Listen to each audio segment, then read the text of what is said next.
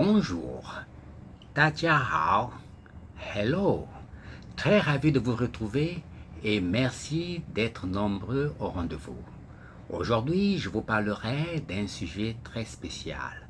Pourquoi spécial? Parce que c'est un sujet qui nous avait jamais été enseigné durant notre enfance.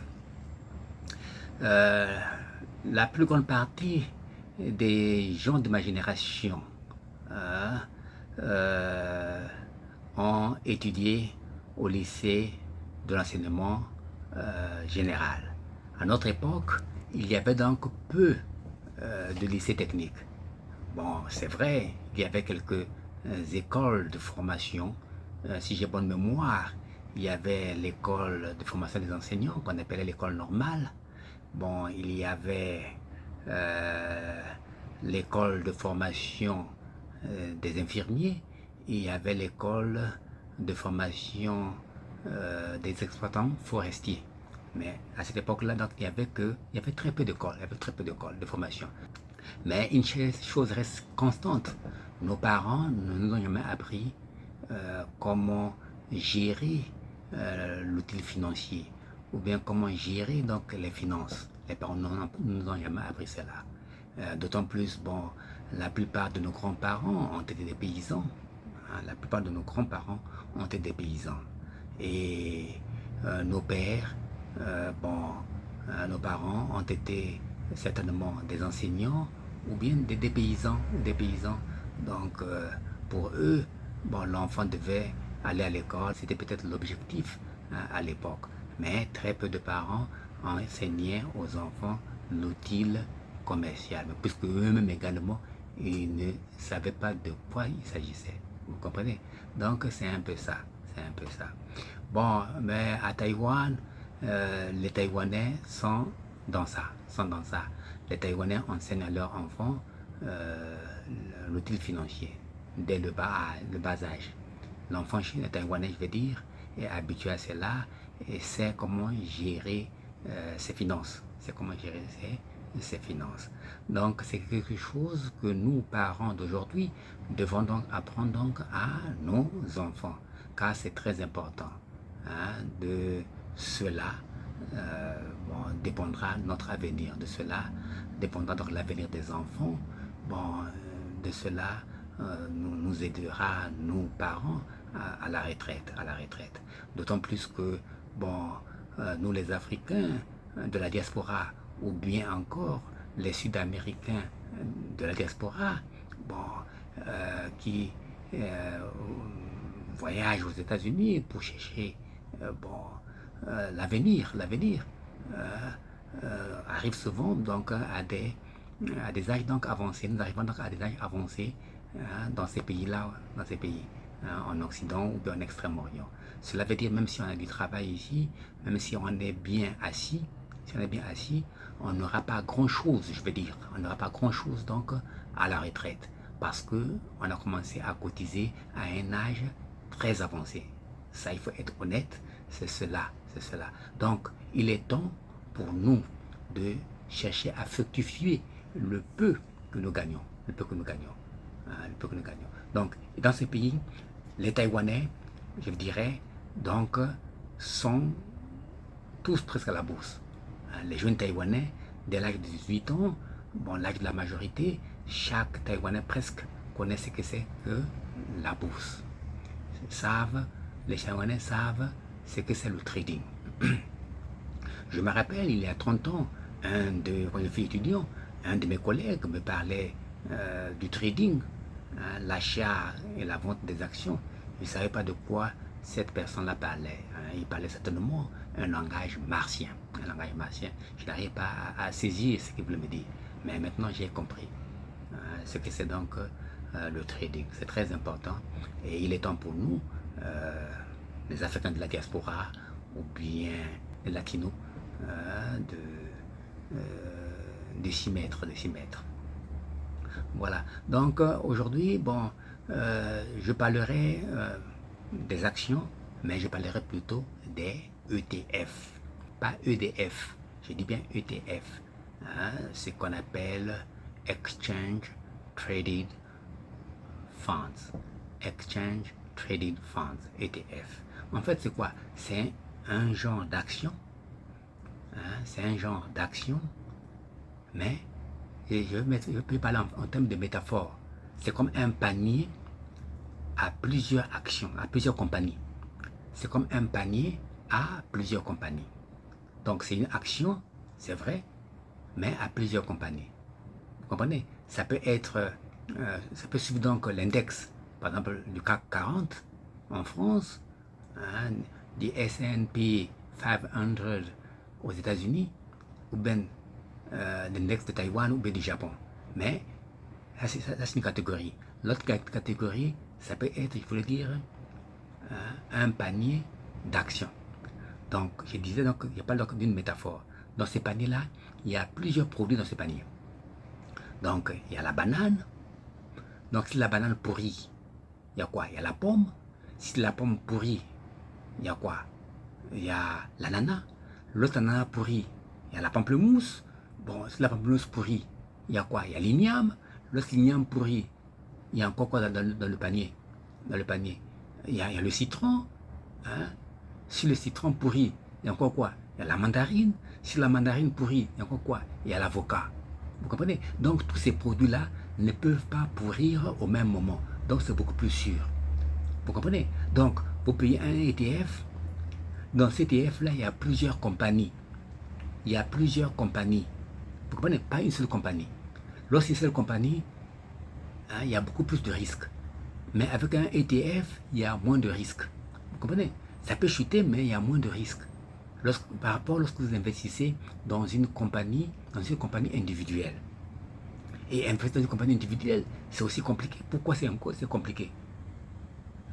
Vous devez suivre la performance de cette compagnie-là, mensuellement, trimestriellement, semestriellement, annuellement, pour voir si cette compagnie-là est rentable. Maintenant, s'il n'est pas rentable, l'action de cette compagnie-là va chuter. Vous comprenez? L'action de cette compagnie-là donc va chuter. Or, si vous payez par exemple un ETF, comme je venais de vous le conseiller, un ETF, lorsque il y a un produit qui ne marche pas ou il y a une compagnie qui est moins performante, cette compagnie-là sera enlevée, du panier et remplacera une compagnie beaucoup plus performante. Vous comprenez? Mais en choisissant les ETF, on ne choisit pas n'importe quoi. Vous faites donc l'inventaire. Partout où vous vous trouvez, vous pouvez être aux États-Unis, en Europe, je sais pas, en France, à Londres, en Allemagne, je ne sais pas, à Francfort, je ne sais pas où c'est.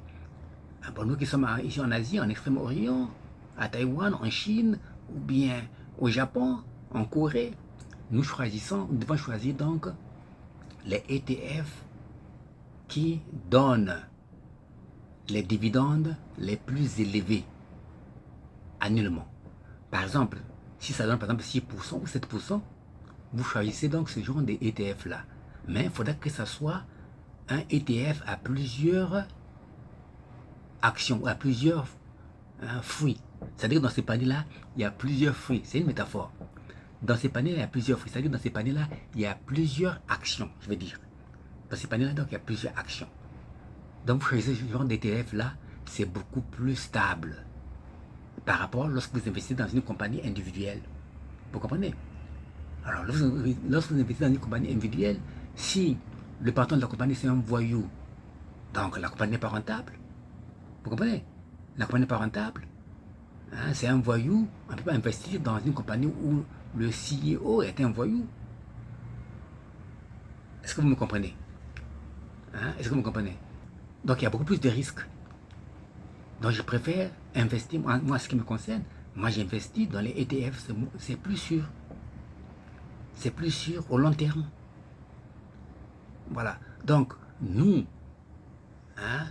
les Africains de la diaspora, il est temps pour nous maintenant d'apprendre comment investir dans les actions. Nombreux d'entre nous ne savent pas, ne connaissent rien de cet outil financier. Le trading, beaucoup ne savent pas. Mais en réalité, c'est facile. Vous investissez dans un ETF, vous faites donc l'inventaire, vous gérez un ETF qui donne, je disais, une dividende la plus élevée.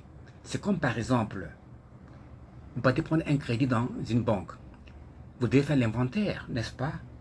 Vous faites l'inventaire et vous choisissez la banque qui vous offrira un crédit à un taux d'intérêt le plus bas. Parce que c'est vous qui partez faire un bon à la banque. Donc, vous devez choisir la banque qui vous donne donc un taux d'intérêt le plus bas. Mais parce que pourquoi? Lorsque vous allez rembourser, vous rembourserez peu. Mais si vous prenez une banque qui vous donne un taux d'intérêt plus élevé, donc vous allez rembourser plus. Vous comprenez? Donc, en ce qui concerne les ETF, vous devez plutôt choisir les ETF qui vous donnent une dividende. C'est-à-dire qu'ils donnent c'est quoi? C'est-à-dire qu'à la fin de l'année, on vous donne quelque chose. On vous donne quelque chose en retour sur votre investissement. Si c'est 6%, 7%. Dès que vous recevez cet argent-là, vous remettez dans le système. Je dis bien, vous remettez dans le système. Il y a des ETF qui donnent des dividendes trimestriellement. Il y a des ETF qui donnent des dividendes semestriellement. Il y a des ETF qui donnent des dividendes annuellement. Mais moi, je préfère des ETF, si ça existe dans vos pays, qui donnent des dividendes trimestriellement. Vous comprenez? Donc, lorsque vous recevez cet argent-là, les dividendes, vous remettez dans le système. Et chaque fin du mois, après avoir fait toutes vos dépenses, si vous reste quelque chose, vous payez. Vous continuez à payer. Vous continuez à payer. Ça vous donne des dividendes, vous remettez dans le système. Ça fait quoi? Ça crée un effet multiplicateur. Je dis bien que ça crée un effet multiplicateur. Voilà. Donc, par exemple, voilà.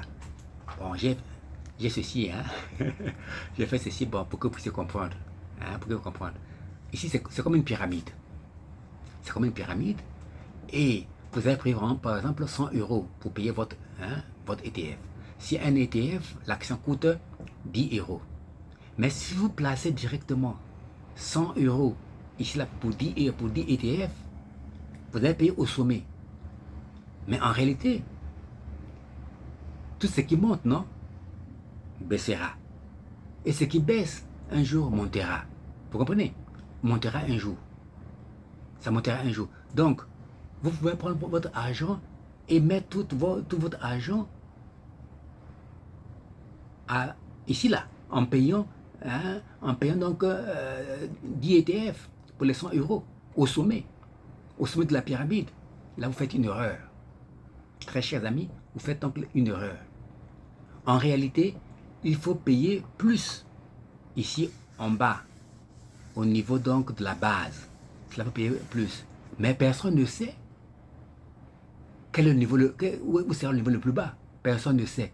Même les plus grands investisseurs du monde ne savent pas où se trouve le niveau le plus bas. Qu'on ne vous trompe pas.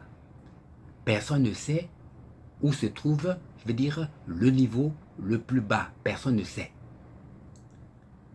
Mais pour être beaucoup plus prudent, que faut-il faire?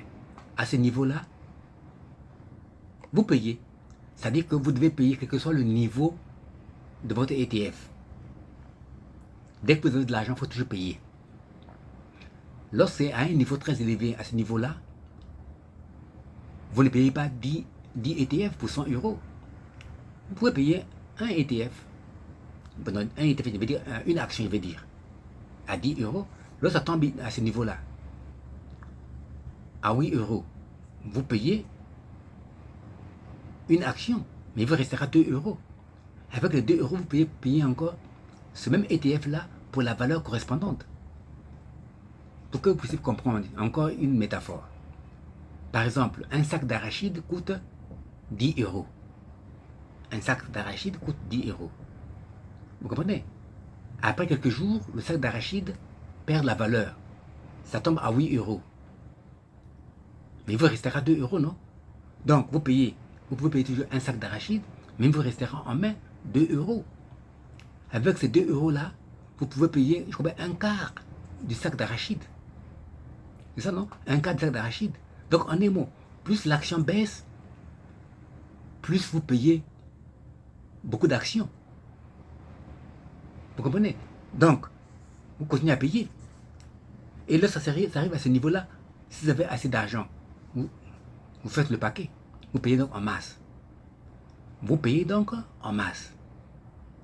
Maintenant, comment faire pour calculer donc le prix unitaire de votre action? C'est simple. Donc, vous faites donc la somme des actions payées multipliée par la valeur de chaque action. Hein, la valeur de chaque action, vous faites la somme et vous divisez par le montant total des actions. Et ça vous donnera donc la valeur unitaire de votre action. Et certainement, ça ne sera pas à ce niveau le plus bas. Ça ne sera pas à ce niveau le plus bas, au niveau donc de la base. Ça sera certainement à ce niveau-là, quelque part là. Mais vous êtes proche de la base. Mais ne jamais renverser la pyramide. Ne jamais renverser la pyramide. Vous comprenez?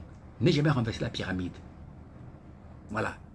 Donc, ce que je veux dire, ne jamais renverser la pyramide, ça veut dire quoi? Ne jamais payer beaucoup au sommet. Par exemple, vous avez 100 euros, vous payez, vous mettez tout votre argent dans les ETF, vous payez à ce niveau-là. Vous mettez 100 euros. Mais c'est tout ce que vous avez comme argent. Maintenant, à l'avenir, vous payez une action. Vous faites la somme, vous êtes perdant. Vous faites la somme, vous divisez, vous faites la somme. La somme, vous mettez par la valeur de chaque action. Vous divisez par le montant total.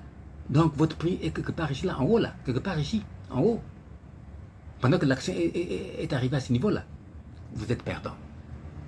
En un mot, vous êtes perdant. Voilà. Vous êtes perdant. Donc, il ne faut jamais renverser la pyramide. Ne jamais renverser la pyramide. Il faut continuer à payer. Payer au long terme. Investir au long terme. Et cela aidera à la retraite.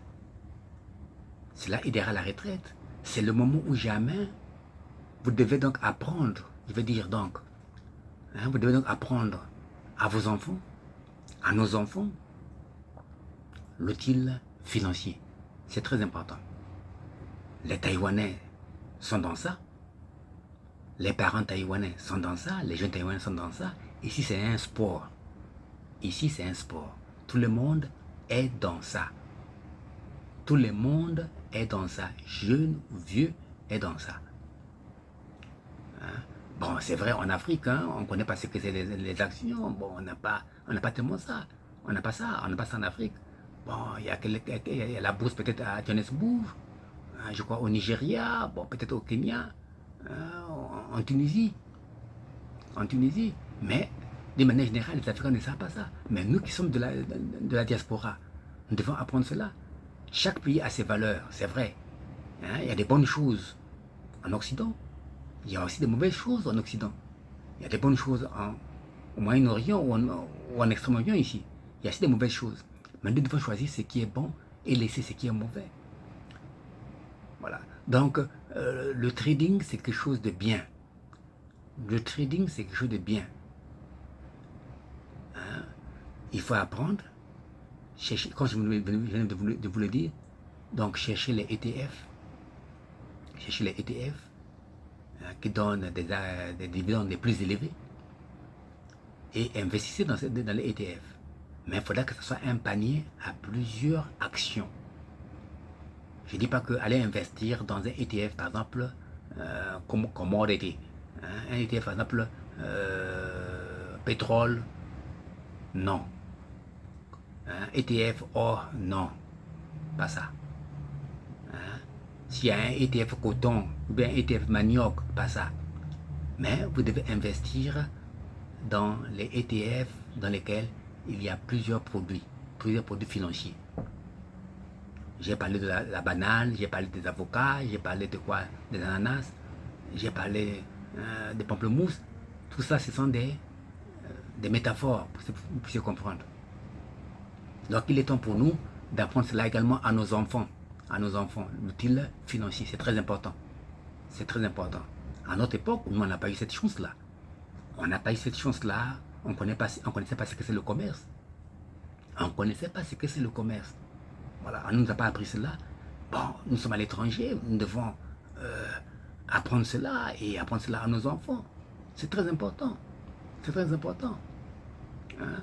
Le système est simple. C'est comme des gens qui investissent dans l'immobilier.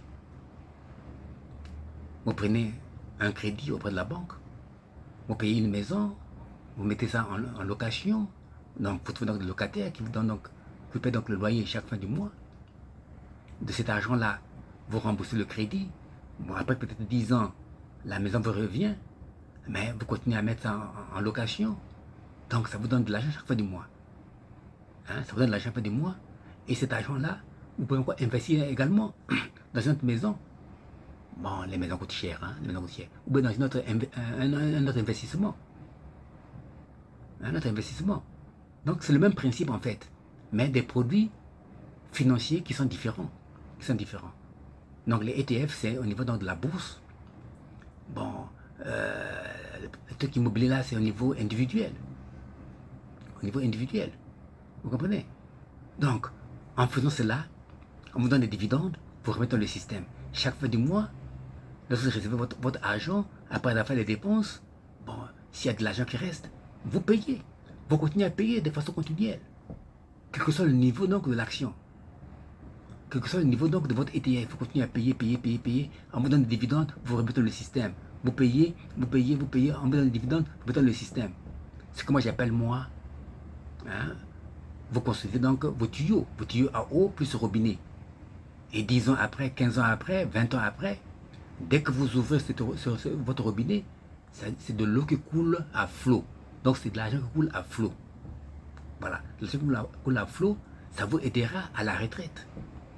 Ah oui, ça vous aidera à la retraite. Hein? Et nous sommes à l'étranger. On doit commencer à y réfléchir. Nous sommes arrivés dans ces pays-là à un âge déjà très avancé. Ce que nous aurons, en ce qui me concerne moi, qui suis ici à Taïwan, ce que nous aurons hein, à la retraite, je dis bien à la retraite, n'est même pas le un quart de ce que je gagne. N'est même pas le un quart de ce que je gagne. Or, la vie maintenant coûte très cher avec l'inflation. Plus on vieillit, plus les maladies surgissent. Et les frais d'hospitalisation, ça coûte cher. Les soins coûtent cher. Il faut de l'argent. Donc, il faut chercher des moyens pour générer de l'argent. Et je pense que les ETF, l'achat des ETF, le trading, c'est quelque chose de bien. C'est quelque chose de bien. Bon, il y a des gens, certainement, qui diront, mais pourquoi pas ne pas investir dans les actions individuelles? Oui, les actions individuelles, c'est bien. C'est bien, il y a possibilité hein, d'obtenir, je crois bien, des profits exponentiels, mais il y a plus de risques. Vous devez comprendre que chaque produit financier a un risque. En fait, tout ce que nous faisons dans la vie, il y a toujours des risques. Tout ce qui est associé à de l'argent a des risques. Vous comprenez? Tout ce qui est associé à de l'argent a des risques. Je préfère aller lentement, mais sûrement. Ce que je vous conseille, quoi, d'aller lentement, mais sûrement. Parce que investir dans des actions individuelles, c'est beaucoup plus compliqué, comme je vais le dire. Donc vous devez savoir, vous devez avoir une vision, hein, à savoir quelles sont les technologies du futur. Hein, on parle de la monnaie digitale. Bon, c'est vrai.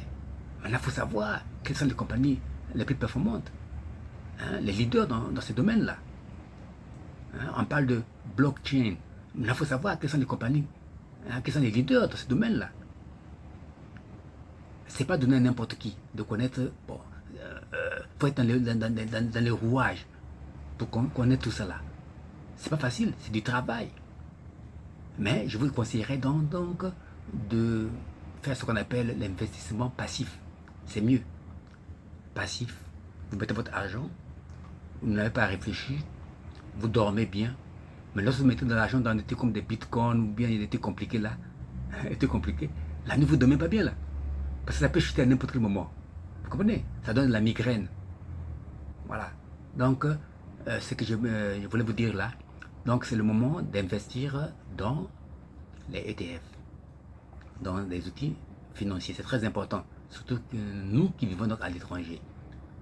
Hein, surtout nous qui vivons à l'étranger. Bon, dans chaque pays, il y a des bonnes choses, il y a des mauvaises choses. On doit choisir ce qui est bon et laisser ce qui est mauvais. Voilà, c'est cela. Et commençons déjà dès maintenant à apprendre à nos enfants comment gérer hein, comment gérer les finances, leurs propres finances. Parce que ça va les éduquer. Hein, ça va les éduquer pour l'avenir. Hein, commencer à préparer donc l'avenir dès maintenant. Là. Dès maintenant. Dès maintenant. Bon, nous, pour nous, bon, c'est fini. Hein, nous, c'est fini. Nous, c'est fini. Mais les enfants, bon, il faut les préparer. Il faut les préparer. Voilà ce que j'avais à vous dire aujourd'hui. Bon, merci de m'avoir suivi. Et j'espère donc vous retrouver donc la semaine prochaine. Donc n'oubliez pas de me donner un pouce et de vous abonner. Et nous continuerons donc la semaine prochaine. Bon, une fois de plus, merci. Au revoir. Zaijian.